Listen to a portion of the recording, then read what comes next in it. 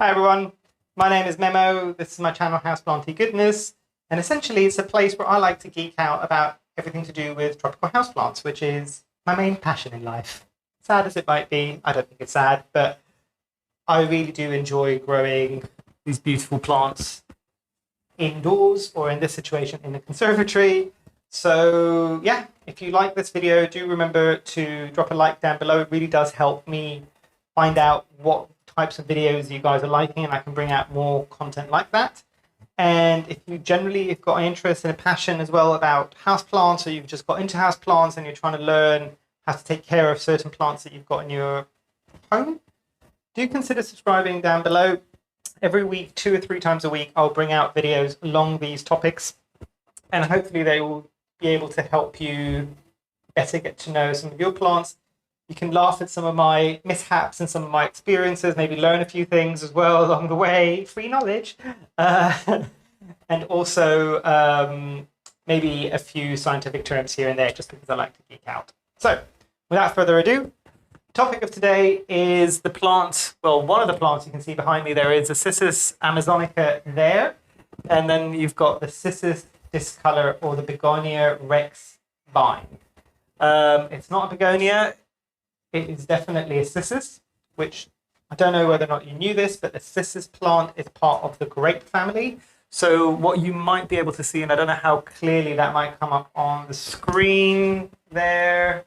I don't know whether or not you can see that. I'll see if I can, if that doesn't come out well in editing, I'll see if I can add a picture somewhere here.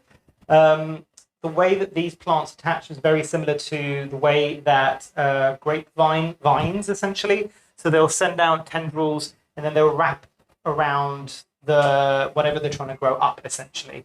So that's the way that this grows. I don't know if you've seen it previously in some of my videos. It was really badly struggling. You might be able to see a crispy leaf there. This plant I bought as a mature specimen. It was always the same height as me, but I've always struggled to kind of keep it happy, especially in my previous condition. So in my previous conditions, I had it in my bedroom, essentially. It was about 50 to 60% humidity. It was right next to a southern window, not right next to, otherwise it would have baked. But from everything I was reading online, this needs a lot of bright light, as much as you can give it. And then humidity, which is the one thing I couldn't give it in the bedroom. So it was only between 50 and 60. And I think that's probably one of the reasons why it struggled. And then also making sure, so there's light, there's humidity, and warmth.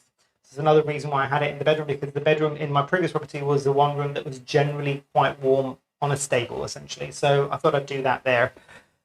Interestingly, it struggled. So essentially, it didn't do very much. It kept dropping leaves, not at an alarming rate, but it was dropping leaves. It was trying to grow. I could see it really trying to grow, but it just wasn't doing very much. It was growing tiny little leaves. They were curling up, they were crisping, and they were dropping off eventually.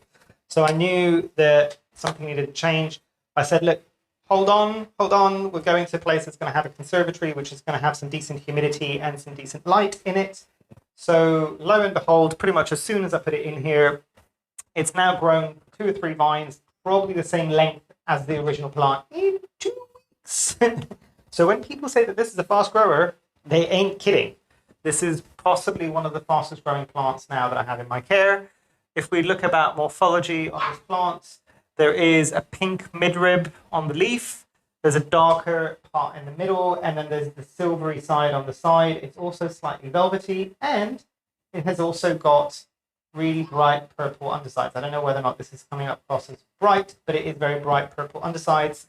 And you can understand now why it's been called the Begonia rex vine. Again, not begonia, but you can understand now why it does look like some of those really ornate and highly silvery leaves of some Begonia rexes. So with this plant, it is one that will generally like as much humidity as you can give it.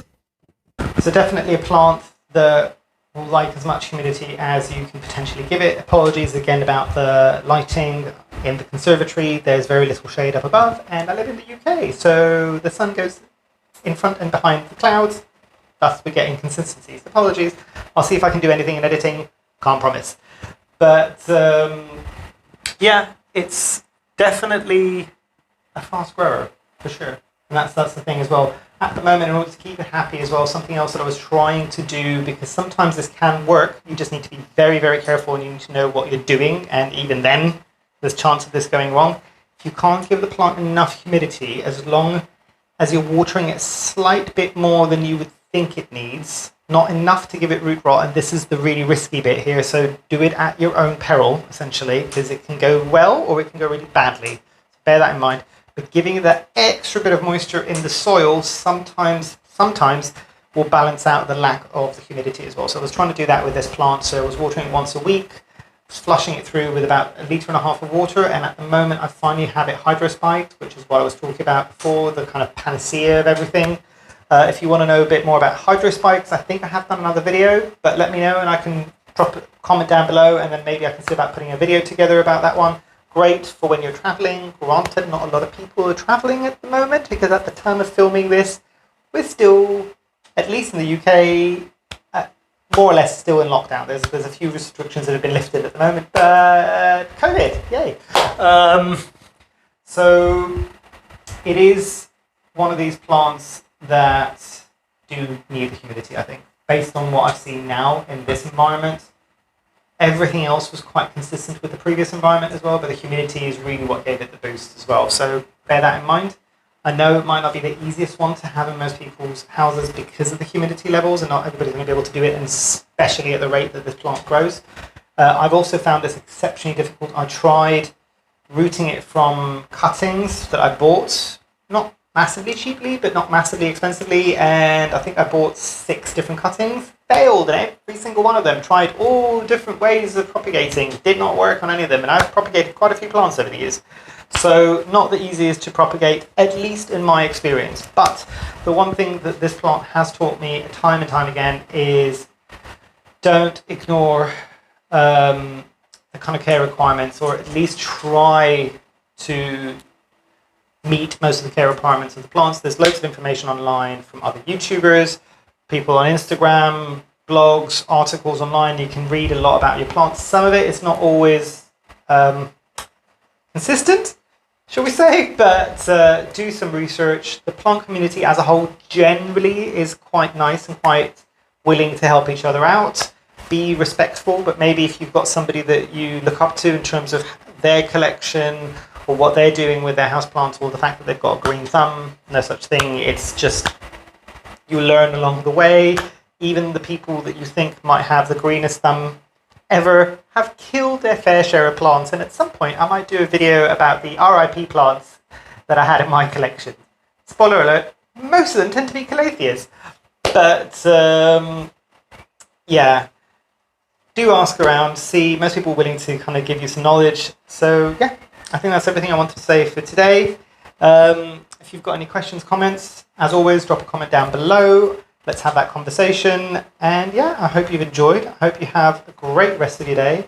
And hopefully I shall see you here soon. Thanks. Bye.